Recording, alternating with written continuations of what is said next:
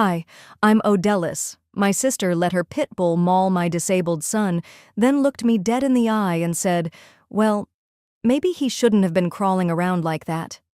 No apology, no guilt. Just that smirk, like she enjoyed watching him bleed. And the worst part? She didn't act alone. The whole neighborhood stood silent. My family called me reckless.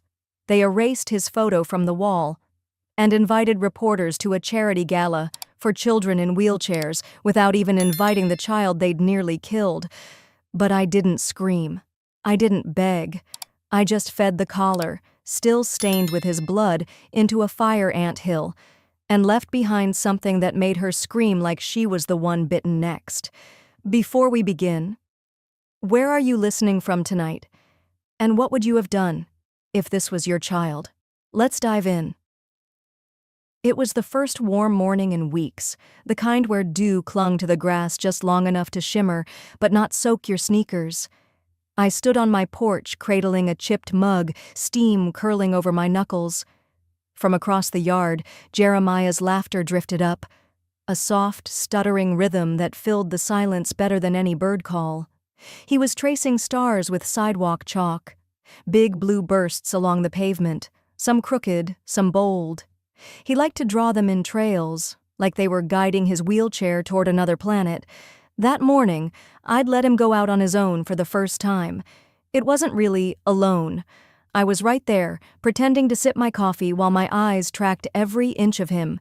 His chair was something I'd stayed up nights fixing: reinforced wheels, stabilized turning bar, and brakes that could stop on a dime. I'd learned more from YouTube tutorials than I had from any pediatric rehab nurse. Jeremiah didn't know that. He just called it Starship One.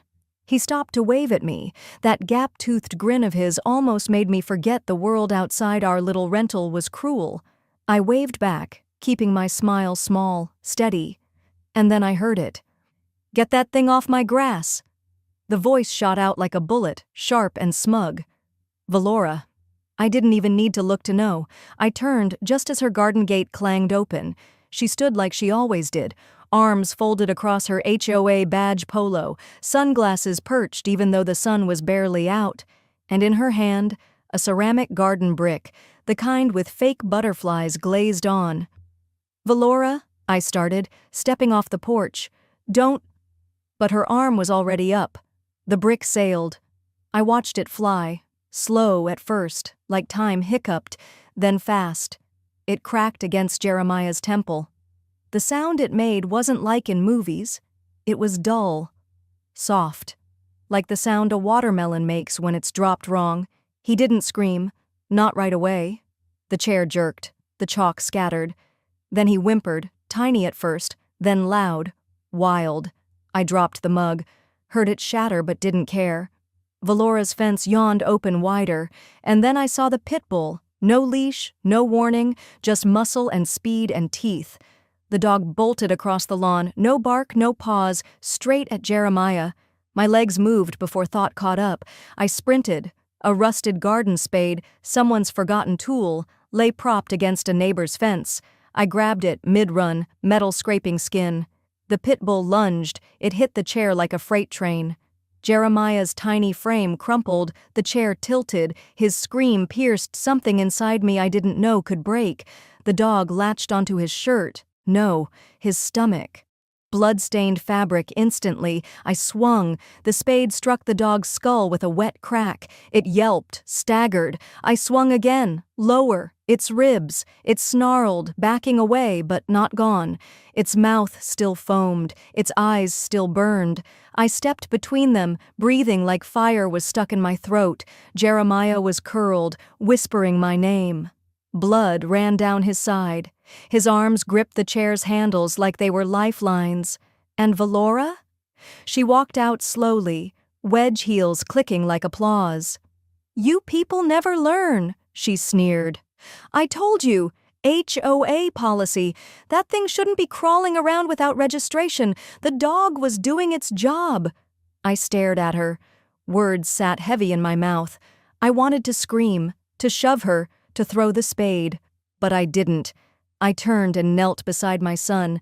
Paramedics came, finally, after someone down the block dialed 911, not Valora, not any of the neighbors watching from behind curtains. Nobody stepped forward, nobody helped.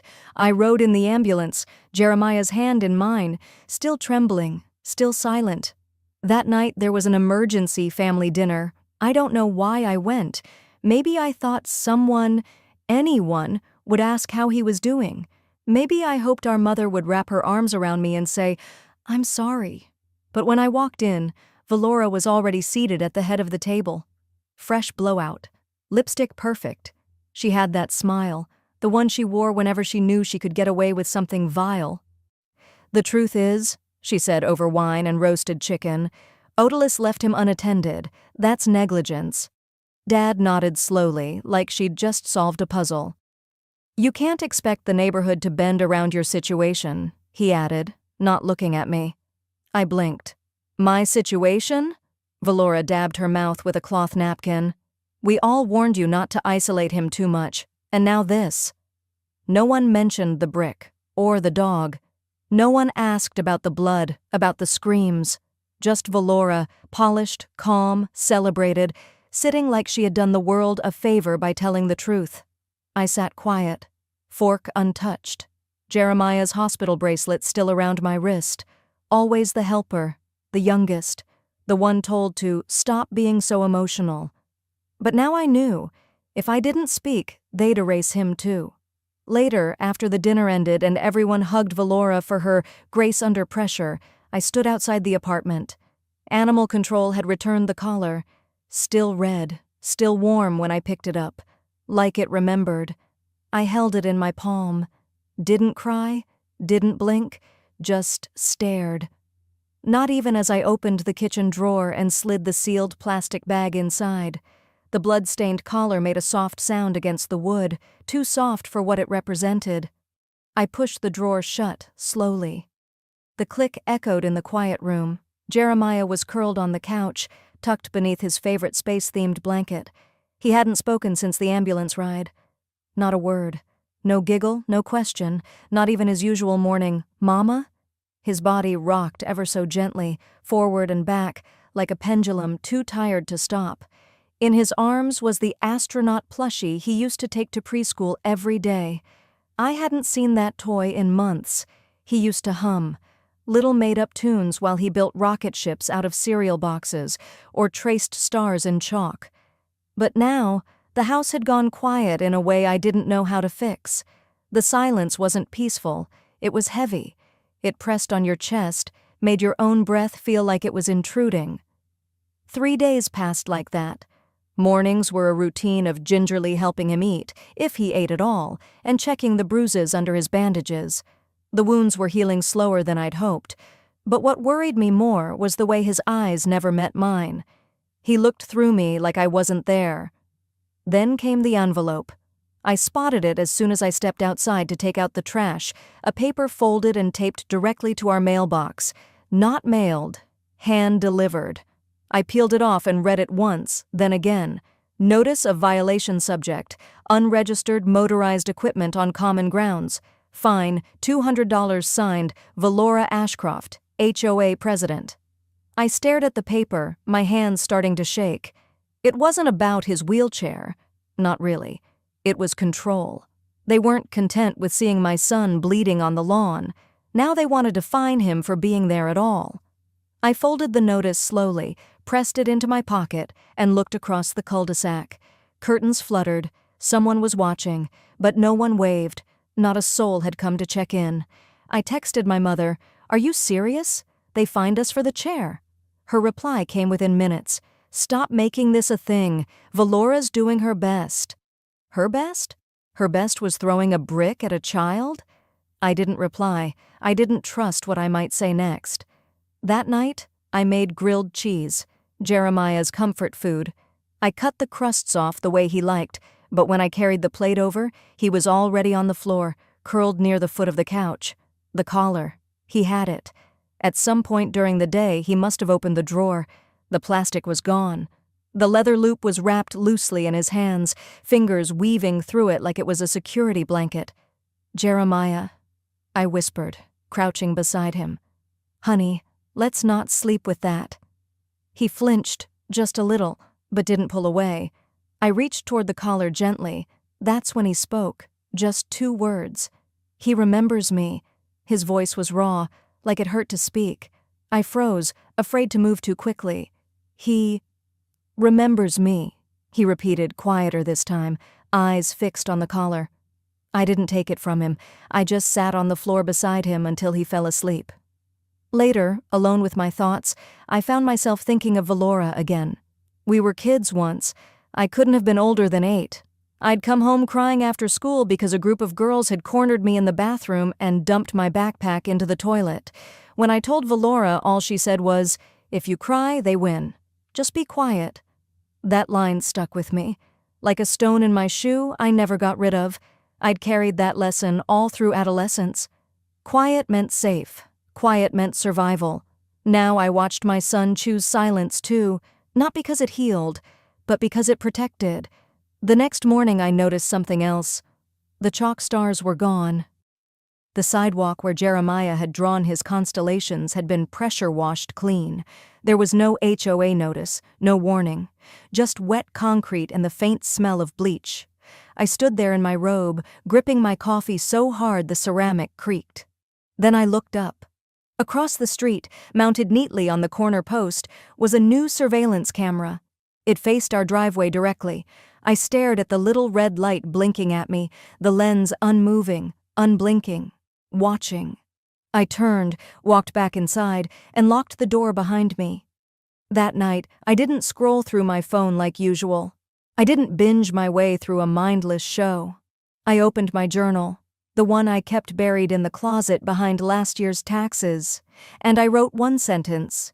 If no one will speak for him, I will. I tore the page out, folded it, and tucked it into my purse. Then I added the collar. Tomorrow I'd walk into the HOA office, and I wouldn't be quiet.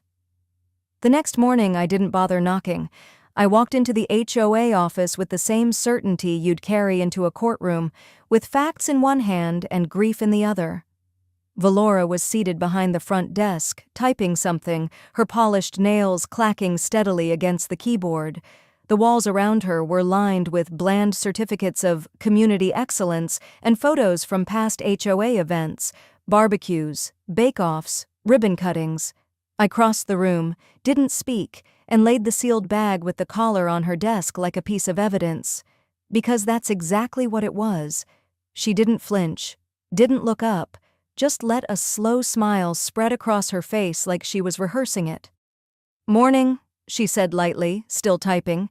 Then she tapped the bag with her pen, twice, like it was nothing more than a paperweight. "So dramatic," she finally said, her eyes flicking to mine. "Odalis, this isn't a courtroom. This is a neighborhood. We don't need to keep weaponizing our trauma." She opened the side drawer with a manicured hand and slid the bag inside without a second glance.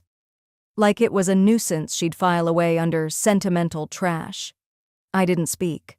A man in a collared HOA vest stood behind her, watching. One of the board members. George, maybe. He blinked slowly, then looked away when I turned to him. I stood there for a few more seconds, long enough to feel the weight of what I wasn't saying pressing against the roof of my mouth. Then I turned and walked out. Back in the car, I gripped the wheel for a long while before even starting the engine. I didn't have words left in me, just a low hum in my chest that felt dangerously close to rage. That evening, I brought Jeremiah to my mother's house. I didn't want to, but she'd texted 3 times asking to check in and saying how the whole thing had looked bad to outsiders.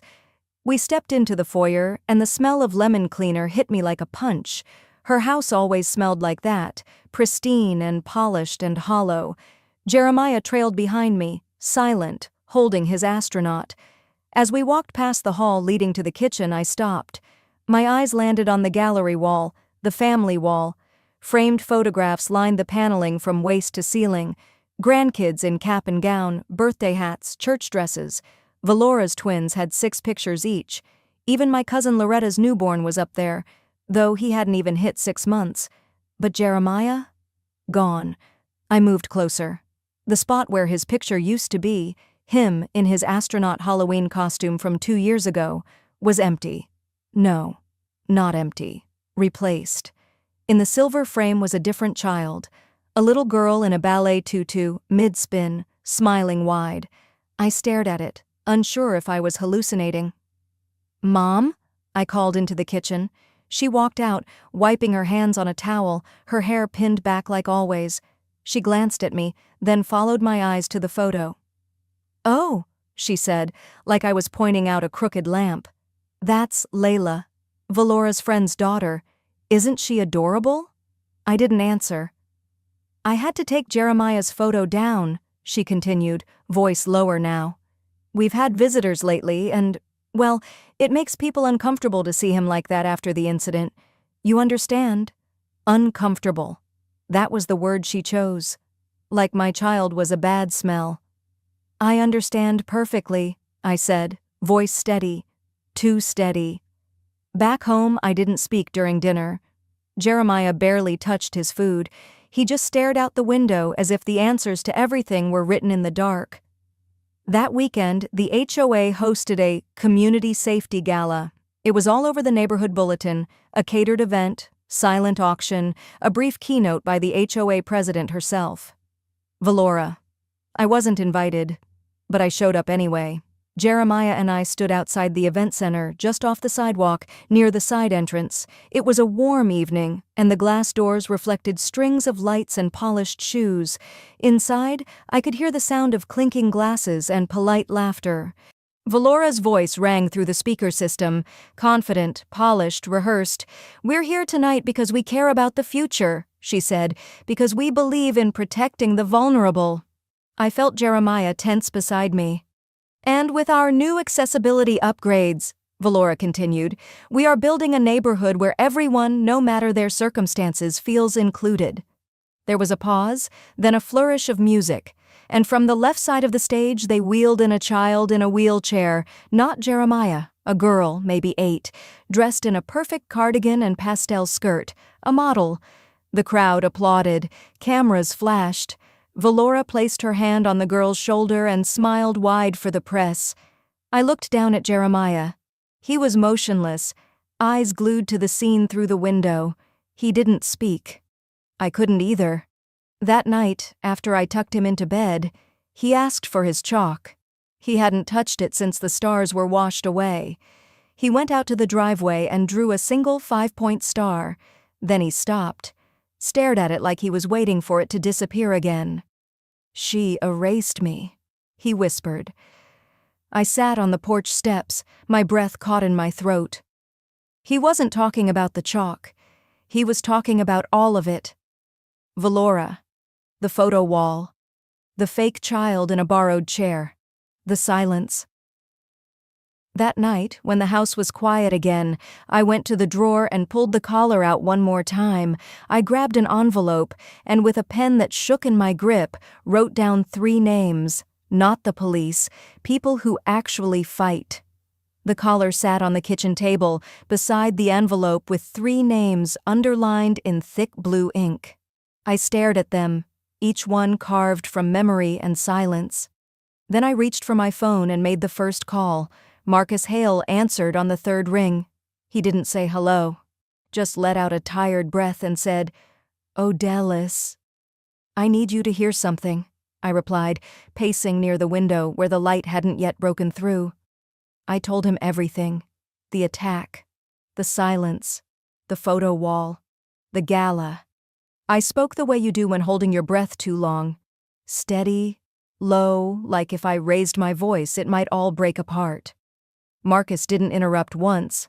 When I finally stopped, he waited a beat and asked, "Was the attack direct, or did it hesitate?"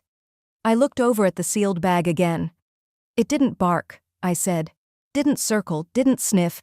It ran, locked eyes, and lunged like it had a target. No confusion, no pause, just aimed." There was no hesitation in his response. "That's training," he said. "No family dog does that unless it's been shown how." I swallowed, the taste of metal in the back of my mouth. So it wasn't an accident. It was a command. And with that, the pieces began lining up. Not perfectly, but enough that the fog started to lift, enough that I felt seen. The next morning I poured coffee while Jeremiah sat at the table, moving a spoon in circles around dry cereal. He hadn't touched the milk. I walked to the front door, expecting the usual HOA flyer about garbage pickup delays or seasonal yard tips, but what greeted me made my stomach pitch. A new sign had been planted in our front lawn.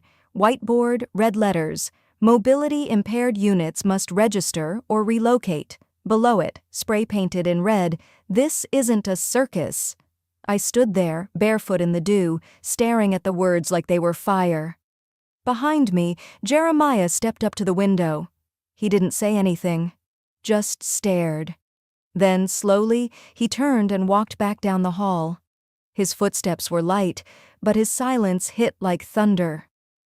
I found the chalk basket in the hallway an hour later, tucked behind the coat closet.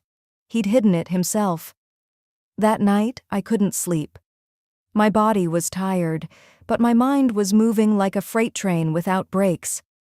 At 3 a.m., I got in the car and drove across the neighborhood to the maintenance shed, tucked just behind the HOA tennis courts. I'd seen the keypad before but never paid attention to it. I knew Valora, and I knew her birthday. The code was 1124. It beeped green. Inside, the shed smelled like bleach and rust. Bins of seasonal decorations lined one wall. Stacked fines and warning slips covered a work table. Fertilizer bags sat slumped like corpses in a corner. But what caught my eye was the old filing cabinet in the back. One drawer was labeled in thick black marker, "Board only." I hesitated, then opened it. Inside were folders, some dust-covered, others fresh and sharp. I flipped through them until one label stopped me cold. K9 Integration Pilot, Internal. The first few pages were bland, meeting notes, cost estimates, generic charts. But then, photos of mannequins, human-shaped dummies, some seated in wheelchairs, torn apart, limbs chewed, fabric shredded, training logs, schedules, all with the same initials scribbled at the top, VA, Valora Ashcroft. The last page broke me. It was a timeline, handwritten. Phase 1, conditioning. Phase 2, simulation. Real-world trial, passive target, common area. Passive target. They meant Jeremiah.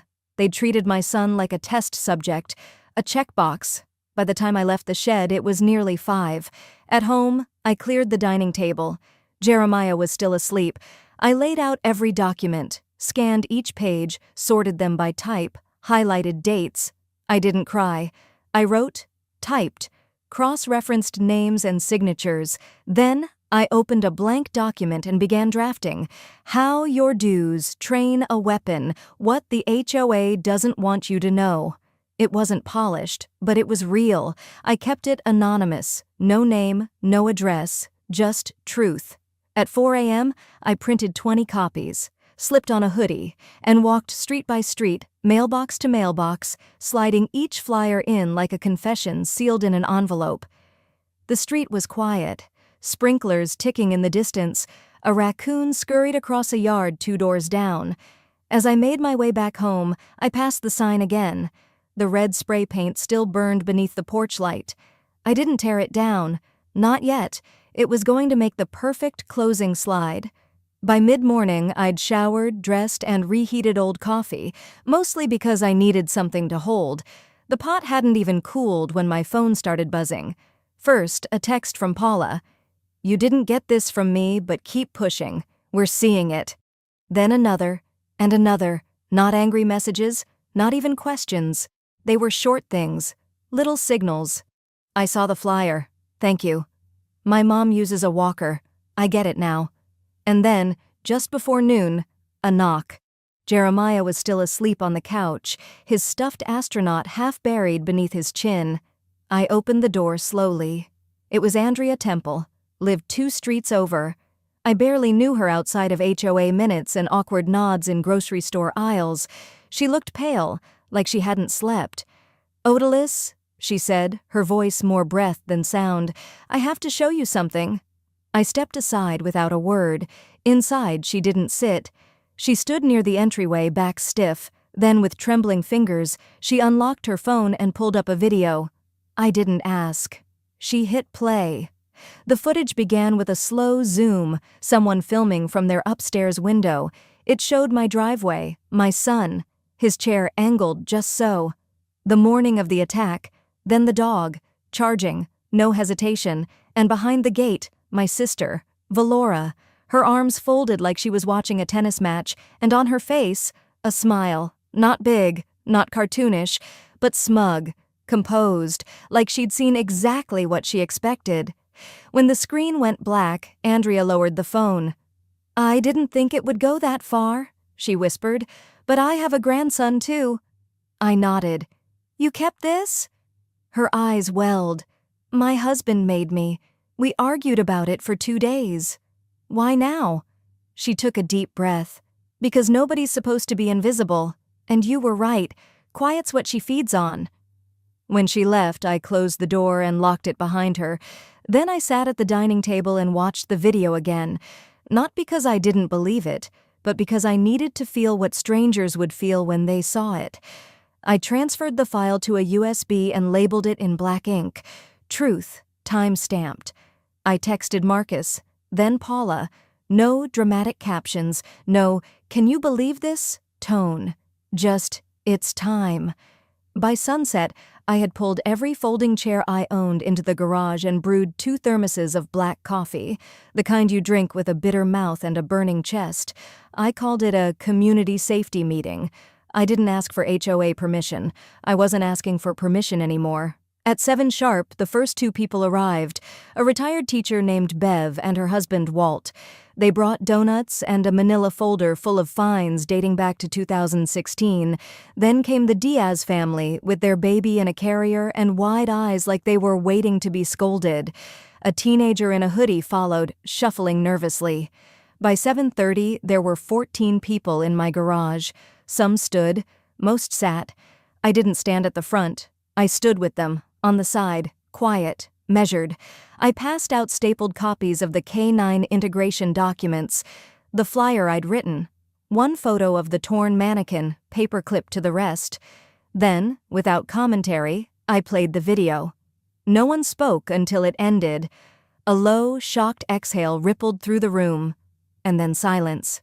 That silence was louder than anything I could have said. I let it sit for a moment. Then I said, "We've all got something. A note, a warning, a violation, a scare tactic." A few heads nodded. "We thought we were alone. That's how she wins. That's how she's always won. Divide, then rule." Still silence, but now it was electric. "But I'm done being quiet. And if any of you are too, a clap. 1, sharp, from the back, then another, and another, until everyone in that space was clapping, not loud, not theatrical, just honest. When it stopped, I passed each person a folder. "Next week's HOA board meeting is public. If she denies this exists, speak up. Don't let me be the only one standing." No one argued. No one asked what to say.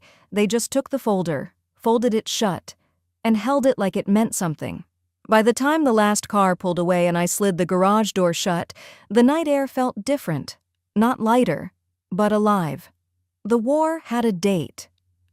The next evening, I arrived 15 minutes early, not to beat traffic, not to get a good seat. I wanted to see who showed up early for her and who deliberately avoided meeting my eyes. The multi-purpose room inside the community rec center was already humming with forced laughter and the sound of folding chairs scraping tile. A metal coffee urn steamed on the back table. Half-stale cookies waited on paper plates. The kind of gathering where small talk usually replaced accountability, but tonight wasn't usual. I sat close to the front, second row, center aisle. On purpose.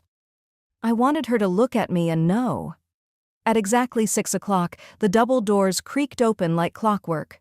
Valora entered as if she were descending a red carpet. Crisp navy blazer, clipboard tucked like a prop, heels clicking loud enough to drown out the murmurs. But it wasn't the outfit that made the room still. It was the Pitbull. No leash, no muzzle. Just obedient silence as it padded beside her, tail low, jaw slightly parted, like a loaded weapon she didn't have to cock. She scanned the crowd, her lips curling into something smug and serene. Then she saw me. I held her stare. She winked, as if this were still her game.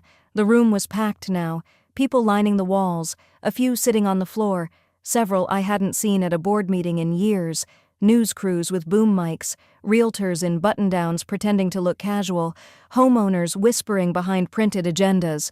Valora tapped her clipboard once and raised her voice. "Good evening, neighbors. I see we have unexpected attendance." She chuckled lightly, just enough to say I'm still in charge, but not for long. I rose slowly, folding my hands in front of me like I wasn't holding a grenade. "I'm not here to complain," I said. "I'm here to expose." The words weren't loud, but they hit. A ripple of whispers. Then stillness. Valora tilted her head. "Odalys, you're not a lawyer."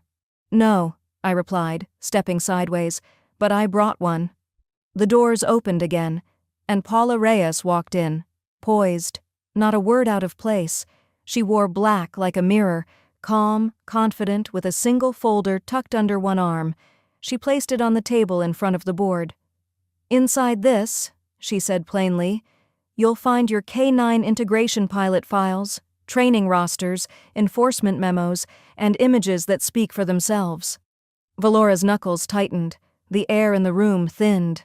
Then Andrea stood. From the middle row, a phone already in her hand, no speech, no setup, she hit play and let the video speak. The room went silent as Jeremiah's image flickered onto the makeshift projector. Then the dog. Then Valora. Smiling. I didn't look at the screen. I watched faces, wide eyes, jaws slack, hands moving to cover mouths. When the video ended, someone dropped their pen and it clattered too loud. Valora cleared her throat. "Video can be edited." Before the words even landed, Marcus Hale stepped forward from the back. He didn't introduce himself. He didn't need to. "I've trained military dogs for 17 years, he said. "That strike? No hesitation, no warning. That dog wasn't reacting. It was commanded." You could have heard a paper tear. Then, from the rear of the room, a man's voice. "My kid got chased last summer, that same dog." Then a woman 2 rows ahead. "She fined me $300 for a flower box." Voices layered. "She threatened to evict us over a wreath." "She called me a visual liability for using a walker." "She said my husband's oxygen tank was a fire hazard." Valora reached for the gavel, but someone else got to it first. A young woman, maybe 30, snatched it right out of her hand. "You don't get to slam this anymore." The room roared, clapping, shouting. Someone started chanting, "Vote her out! Vote her out!" Others joined, one by one, until the sound was everywhere. Valora's mouth twisted, but no words came. She didn't yell. She didn't sob. She locked eyes with me, and in that tight, trembling voice, the one she only used when her mask cracked, she whispered, just loud enough for me to hear, "You don't know what you just started." Then she walked out, and for the first time since the blood hit my driveway, I didn't feel like I was losing. By the time I'd brewed my second cup of coffee that morning, I already knew something was wrong. Not wrong in the way things had been since the attack. This was different. The air outside felt charged, too still. It wasn't until I stepped into the driveway and saw our garage door that my stomach turned to stone. In spray-painted across the beige panels in thick, angry strokes were the words, "Liars Spawn." And beneath that, in dripping black, Jeremiah Boone. I didn't gasp, didn't call anyone. I stood there, barefoot on the concrete, wind catching the hem of my robe. For a moment I just watched the paint dry, like it might change what it said. Jeremiah hadn't seen it yet, and I didn't cover it. Instead, I went back inside, grabbed my phone and started snapping pictures. 1 wide shot, 3 close-ups. A video panning from the HOA sign still bolted to our lawn, to the slur on the garage. I sent them to Paula, then to Marcus, then to a local journalist who'd reached out after the board meeting. By noon, a flyer was circulating, anonymous, no return address, digital and physical. Someone had printed it on colored stock and slipped it into mailboxes. The headline screamed, "HOA under attack, unstable mother exploits son for power grab." My name was underlined. So was Jeremiah's. The photo they used was cropped from last year's fall festival, Jeremiah in his astronaut costume, sitting in his chair, laughing. They took his joy and turned it into ammunition. And the comments started rolling in. On the Nextdoor app, "Why is she dragging the whole neighborhood into her trauma? She's mentally unwell. I feel bad for the kid. Makes you wonder what really happened with that dog." By 3 p.m., my phone buzzed with a call from the school counselor. "Odellis, we had an incident." Jeremiah had locked himself in the bathroom after a teacher pulled him aside and asked if I'd coached him to say something about the dog. When I got there, he was still inside. His chair sat empty in the hall. I knocked softly. "Jeremiah, it's me." "I didn't lie," he sobbed. "Why do they think I did?" I didn't answer. I just sat on the floor outside the door and let him cry until he was ready to come out. That night, a cease and desist letter arrived via email from the HOA board. The language was stiff and smug. It accused me of defamation, harassment, and unlawful attempts to incite unrest. They called my flyers unauthorized political literature. They barred me from all community spaces, playground, pool, clubhouse. The reason? Intentional disruption of neighborhood harmony. I wanted to laugh. Harmony? But I didn't laugh. I didn't reply. I didn't scream. I just sat on the floor beside Jeremiah's bed, watching him sleep. His arms clutched the stuffed astronaut tighter than ever. The folder of evidence sat open across my lap. I hovered over the delete key. There was a moment, just one, where I nearly gave up. Not because I believed them, but because I was exhausted. I thought, maybe if I let this go, they'll stop targeting him. Maybe if I'm quiet again. But then I looked up. On the window pane, smeared in crayon, was a single yellow star, crooked, faint. But there, he had drawn it again. That was all I needed. The next morning, I got Jeremiah ready for school like any other day, packed his lunch, kissed his forehead. But I wasn't going to work. I drove to the HOA administrative office, reporter in tow. They didn't see me coming. I didn't ask permission. I requested records under the neighborhood bylaw statute, a clause they loved throwing around. The clerk gave me a manila envelope, thicker than expected. Inside were the amended HOA policies, and behind those, 2 documents that hadn't been redacted. One was a vote bypass form, signed solely by Valora, authorizing canine-led perimeter deterrent programs. It wasn't just illegal, it was personal. The other, a vendor invoice for $1,200. Line item, aggression training exercises. I didn't sleep the night before. Instead, I sat at the kitchen table with every document spread across its surface like a puzzle only I had the stomach to solve. The certified bylaw copy, the invoice, the training logs, Valora's signature, arrogant and untouched by oversight. It wasn't just about Jeremiah anymore. It never was. By sunrise, the street outside our cul-de-sac looked like a crime scene without tape.